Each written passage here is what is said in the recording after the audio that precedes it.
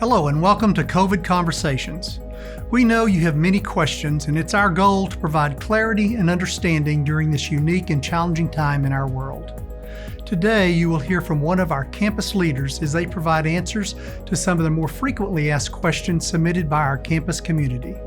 Your questions and feedback are important to us, and I hope you will find this content valuable and informative.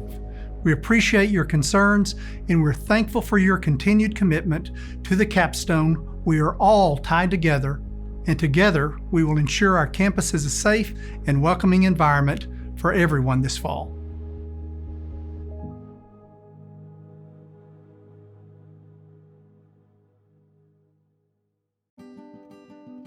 I'm Dr. Richard Friend. I'm the Dean of the College of Community Health Sciences, and I'm also a member of the President's Task Force to bring campus back safely.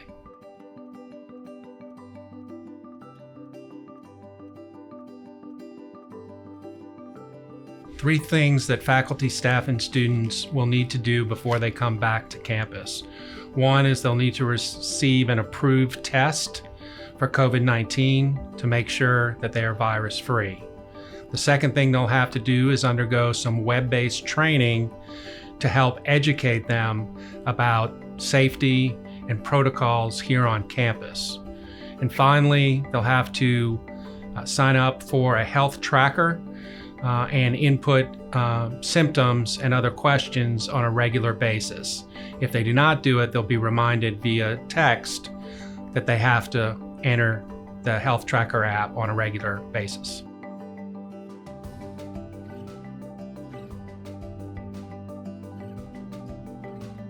Testing will be available in two forms. We'll have a rapid test with results in 15 minutes, both at the Student Health Center and University Medical Center. We'll also have PCR testing available at both of those locations in mid-August.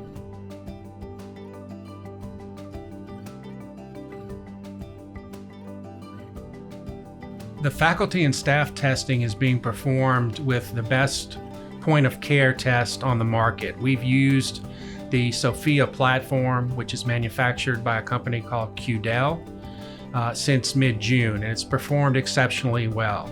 It has 100% specificity, so that when you get a positive result, you know it is indeed positive. There's no question about that. When you get a negative result, there's a 6 to 7% chance that it may be a very early positive. We have validated that equipment with PCR and found it to be very reliable.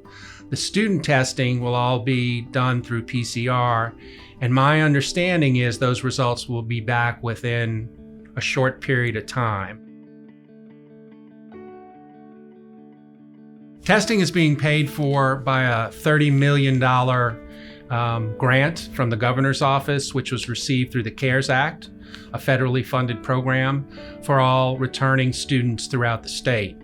The faculty and staff testing will be paid for by the university or by individual insurance for those that don't have UA benefits.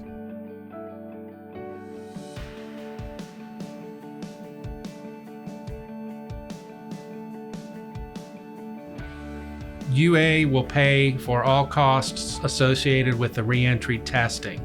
That will be paid directly from the benefits department. And for those that don't have UA benefits, we will bill your insurance, but no out-of-pocket expenses for the individual.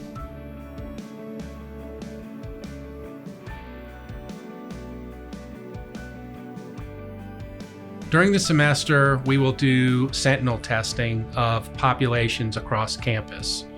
This will involve random samples of each population, which includes students, faculty, and staff, and other populations, potentially like residential students.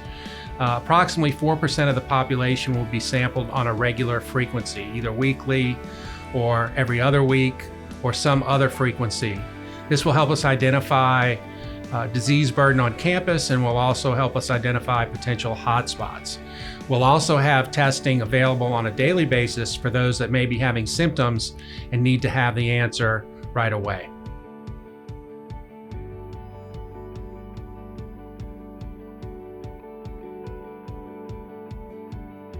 UA is very concerned with protecting our vulnerable populations, really across the student population and the faculty and staff. Anybody that is at high risk for more serious medical issues with COVID-19 needs to let their supervisor know. I know our Human Resources Department has reached out to everybody and is working through the Office of Disability Services and Office of Accommodations to make sure that everybody feels comfortable and safe and has the accommodations that they need to have a productive and healthy semester.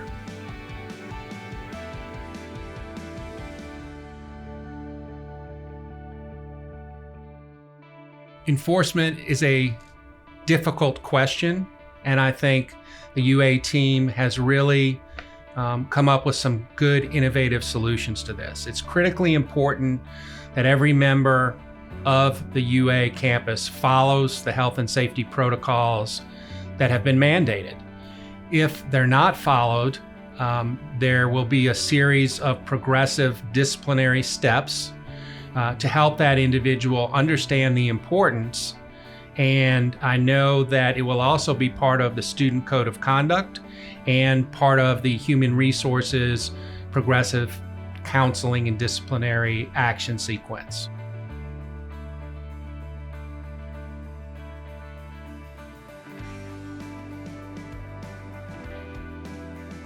The Student of Office Conduct and UA Human Resources should be contacted if you have a concern that someone on campus is not complying with the mandated health and safety procedures.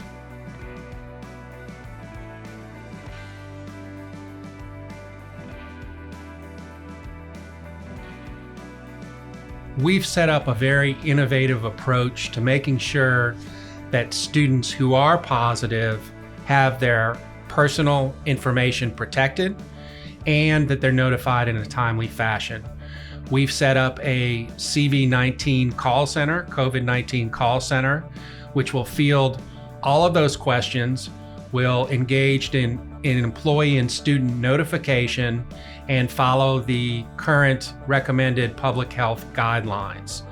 That CV-19 call center at 348-CV-19 is really the starting point to get the rest of the reporting requirements moving.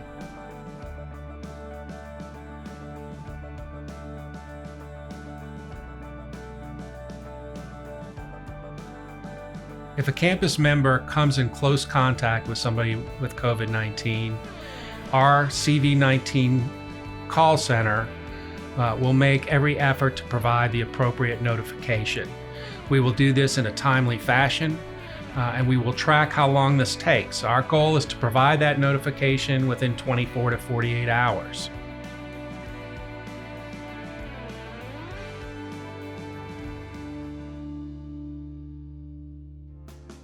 Once a student comes to campus, we know that they will have had a test through Testing for Alabama with a negative result.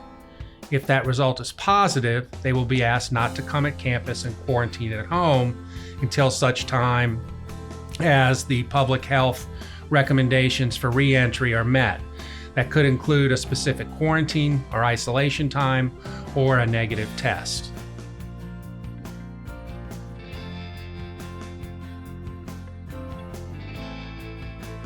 The student athletes came back in early June, and we have been undergoing a very robust testing and tracing program with our sports medicine physicians and our team physicians.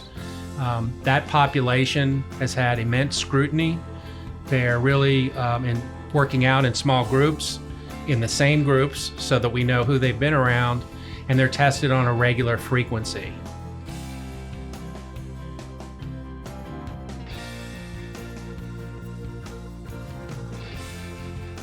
Everybody will be provided with a link, and they will need to go to that website to participate in the health tracker on a regular frequency.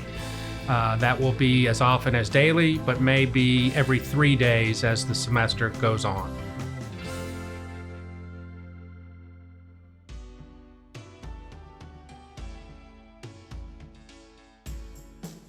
Face coverings are required in all UA buildings. Face coverings are required in all UA residential housing. They're not required when you're in your car, in your own room, or you're eating a meal.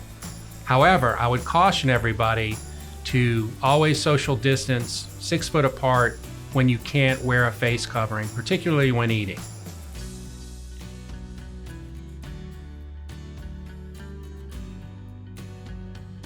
Any face covering is acceptable to wear. This can be as simple as a bandana that's folded over.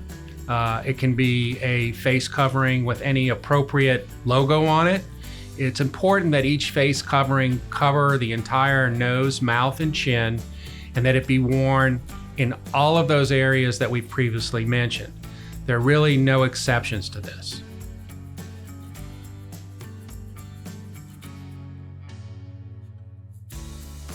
From a medical and public health standpoint, there are no exceptions to the mandatory face covering rule. However, if you feel that you cannot wear a face covering, I would encourage you to contact the Office of Disability Services or the Office of Accommodations to help us work through your particular case.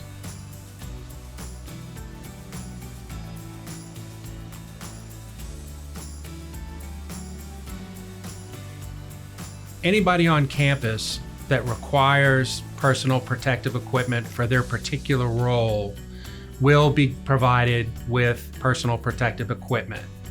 We have evaluated each and every rule on campus and determined what, if any, personal protective equipment will need to be given to an individual to carry out their particular role.